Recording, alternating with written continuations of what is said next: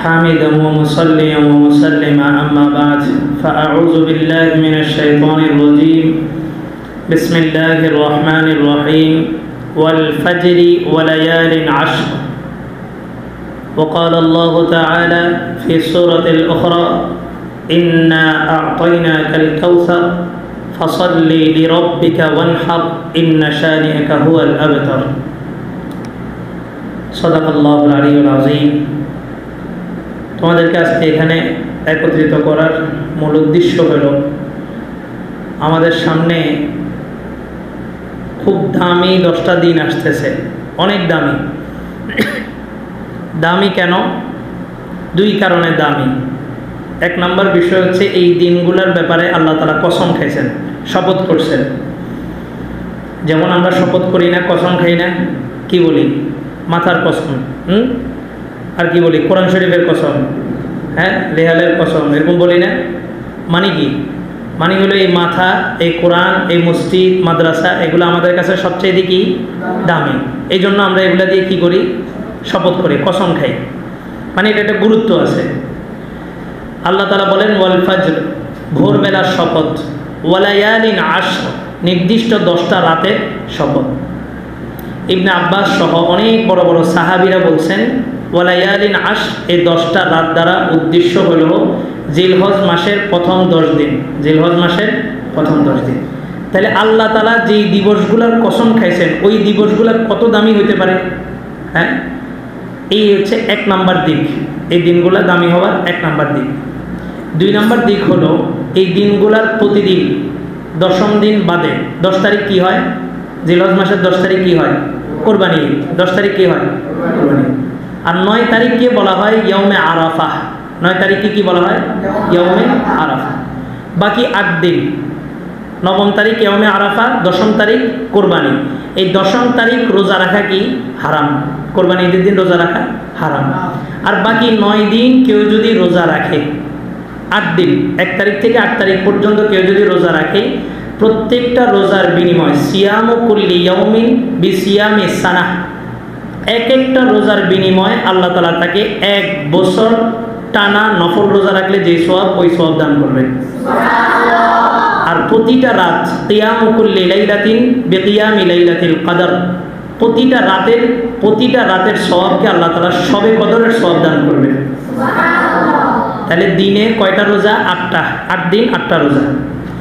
আর কেউ যদি কোরবানি ঈদের আগের দিন 9ম তারিখে যদি একটা রোজা রাখে, ইয়ৌমে আরাফা, যেটা আরাফার দিন যদি একটা রোজা রাখে, তাহলে আল্লাহ রাসূল বলেন আহতাসিবু আলাল্লাহ আন ইউকাফিরাস সানাতাল্লাতী ক্বাবলা ওয়াস সানাতাল্লাতী বা'দা।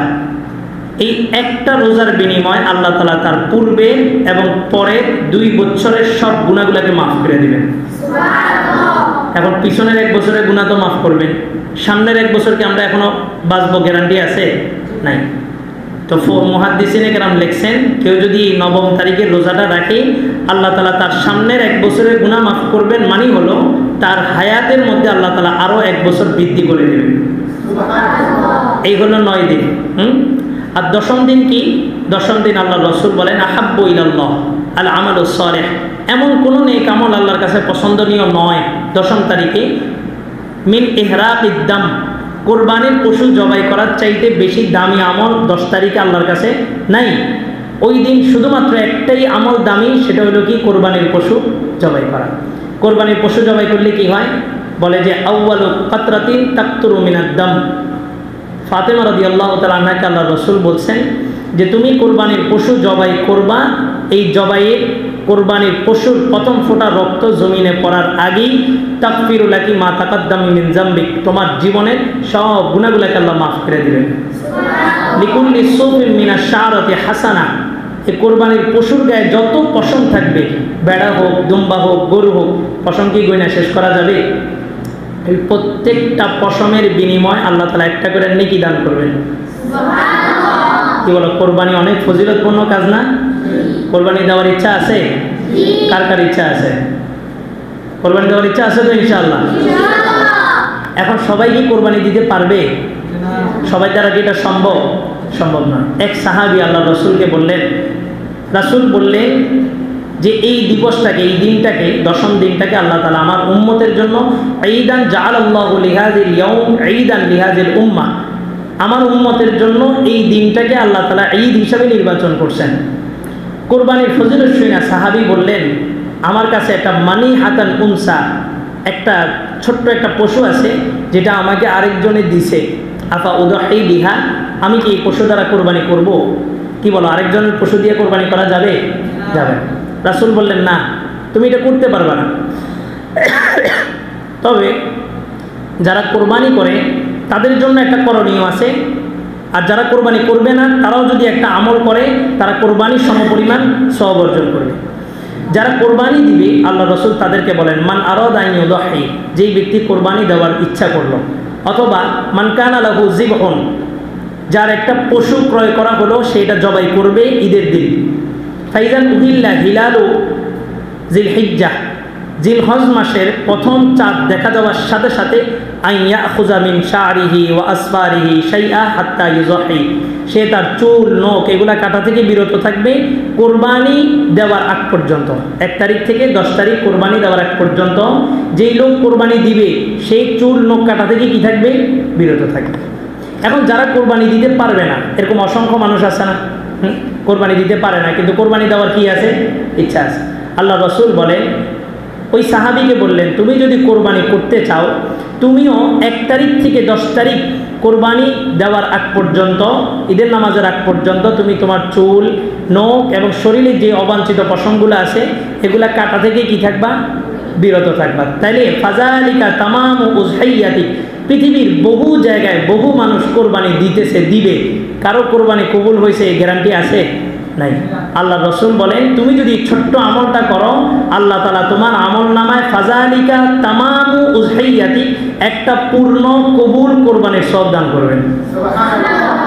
আমলটা সহজ না? করবা?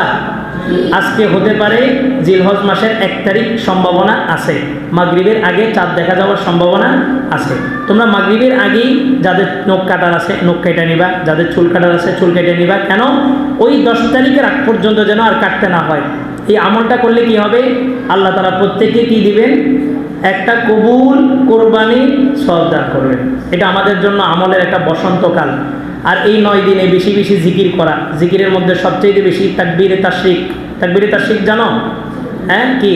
আল্লাহু আকবার, আল্লাহু আকবার, লা ইলাহা ইল্লাল্লাহ, আল্লাহু আকবার, আল্লাহু আকবার, ওয়ালিল্লাহিল হামদ।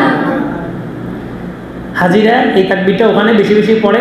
আমরা তো হজ করতে পারবো না, হজে যেতে পারবো না, আমরাও তাদের সাথে তাল মিলাই এই তাকবীরটা বেশি বেশি পড়ব।